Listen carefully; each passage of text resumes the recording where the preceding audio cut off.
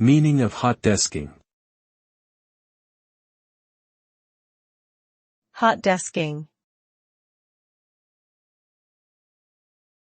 Hot desking. Hot desking. Hot desking. Hot desking is a work arrangement where employees share a common workspace and use any available desk or workstation, rather than having their own assigned workstation.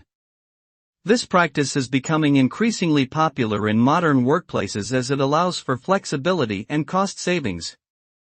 In a hot desking environment, workers can choose a workspace on a first-come, first-served basis or reserve one ahead of time. The aim is to maximize the use of office space, reduce the amount of unused workstations and create a more collaborative and dynamic workplace culture.